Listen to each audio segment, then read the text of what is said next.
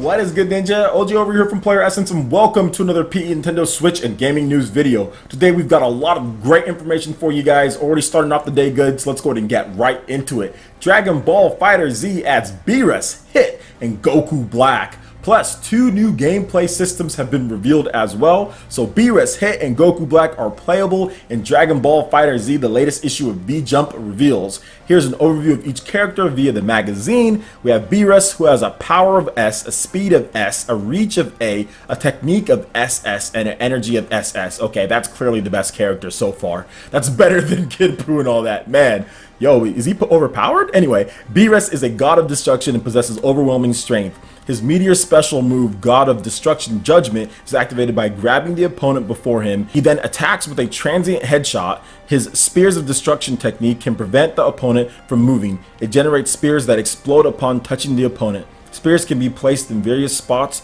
to trike with the opponent. Hit. Power S, Speed SS, Reach A, Technique S, and Energy C. So it's lacking on the energy there compared to Beerus. So Hit uses Time Skip Molotov to stop time and strike the opponent's vitals at ultra high speeds. He has a number of ultra high speed moves where he can't be seen. His meteor special move is I Continue to Grow, in which he stops time and delivers blows at ultra high speed. The opponent will receive major damage and collapse when time starts moving again. Hit uses instantaneous attacks and movements, strikes that counter attacks received while standing, and more. He also has plenty of technical skills. Then lastly, there's Goku Black. Power A, Speed S, Reach S, Technique A, Energy S. Goku Black is really Zamasu, who came from another dimension and took over Goku's body. Goku Black has Goku's physical abilities and god powers and can turn his hand into a blade to attack.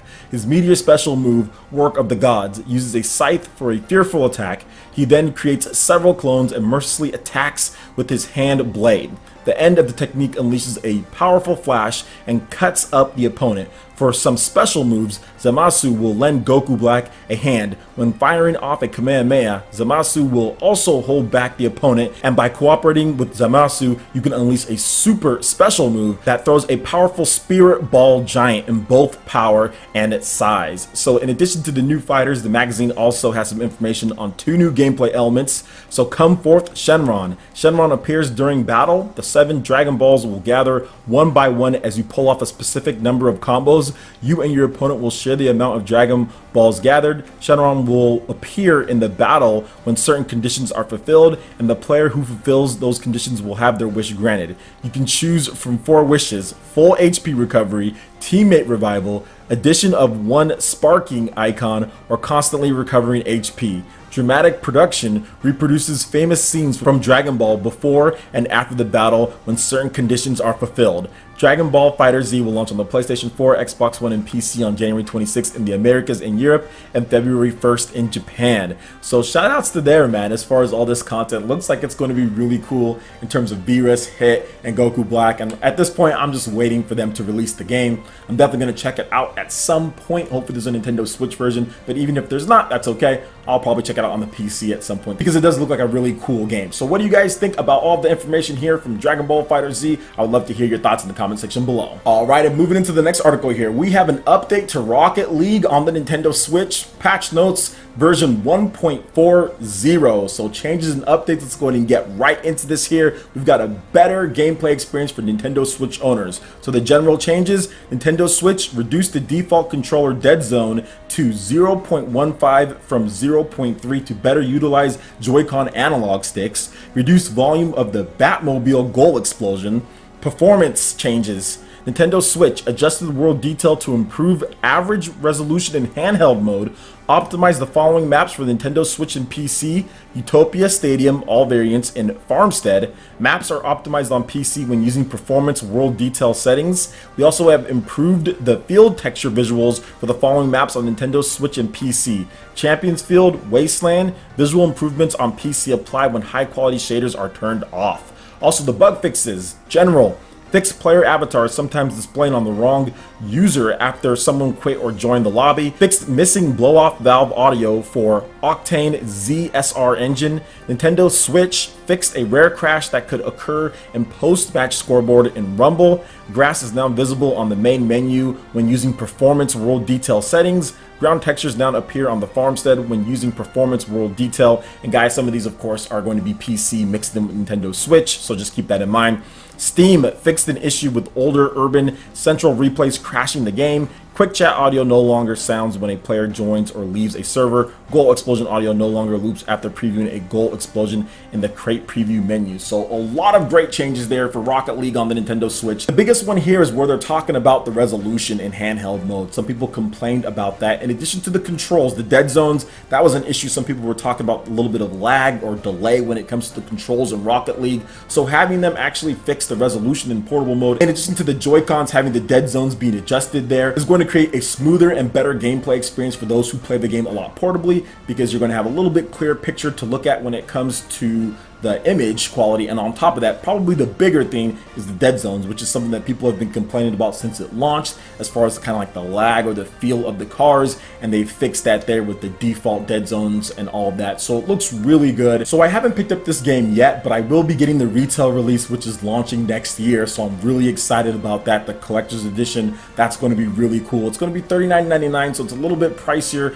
when it comes to that version compared to the PS4 and Xbox One, but I can take this version of Rocket League anywhere that I want, and Rocket League is an awesome experience, and I already got the game for free once on the Xbox One, so I'm definitely going to be picking up this version here as far as showing my support for them putting out on the Nintendo Switch. So what do you guys think about all these changes here as far as the dead zone adjustments, the resolution boost in portable mode? I would love to hear your thoughts in the comment section below. Alright, and moving into the last article here, Nintendo says that Nintendo Switch supply is currently good. The 3DS is on track to sell more in the US this year than it did last year and more. Now, Nintendo did make a promise to increase the stock situation across the world when it comes to Nintendo Switch, and they definitely came through there. It's easier to find a Nintendo Switch at retail right now, but it's not a 100% sure thing. There still are some areas that have low stock or not enough when it comes to the Switch. And Nintendo's president and COO Reggie Fils-Aimé had this discuss about the whole situation when it comes to Nintendo Switch. Quote, "Our supply chain is very robust. Product is arriving at stores and our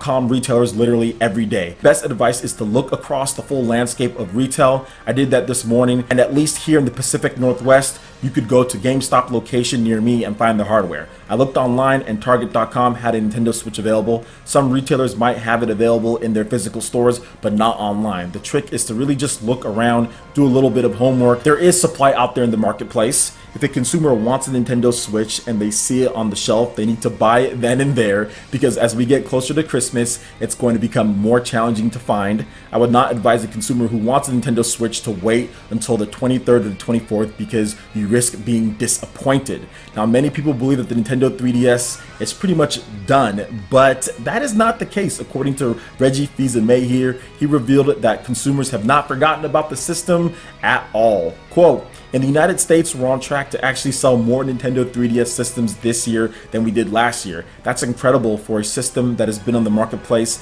and is enjoying its 7th holiday right now, and that is incredible."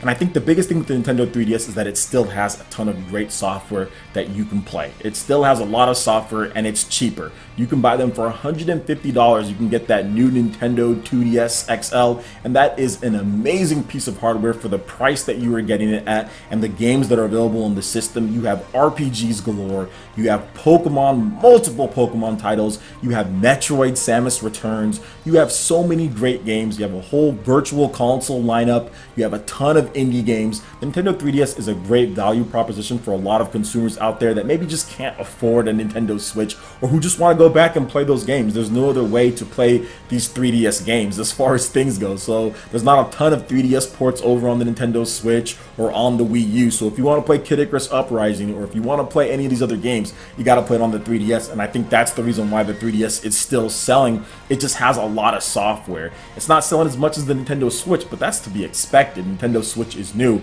but the 3DS is still kicking. And like I said, I don't think the 3DS is going anywhere. As long as they can sell this thing for $150 to $200, depending on what model you're picking up, Nintendo's going to keep it out there on the marketplace. Maybe it gets less and less software, which we're seeing, but at the same time, why take it off? Like, why pull it off when you're making such good profit in its 7th holiday? Those component parts are super cheap.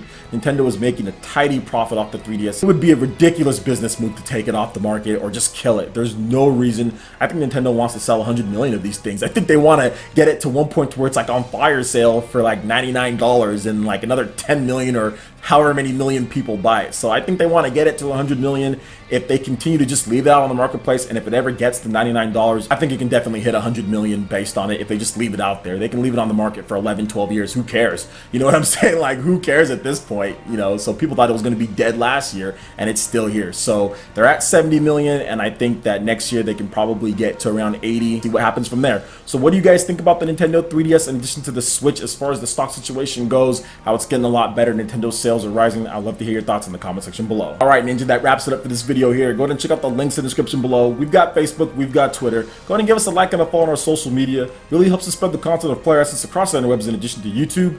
Also, make sure you check out our Patreon and YouTube Live gaming page and consider supporting Player Essence. When you do so, it gets you access to all sorts of cool benefits, perks, rewards, and emotes via YouTube sponsorship. So check out the link in the description below and consider supporting Player Essence right here on YouTube. Hit that like button if you did like this video. Lets you know you guys want more content like this going forward in the future. And subscribe to Player Essence for the latest RPG, Japanese, and Nintendo gaming news. Thank you so much for watching, and we'll catch you, Ninja, for the next video. Peace.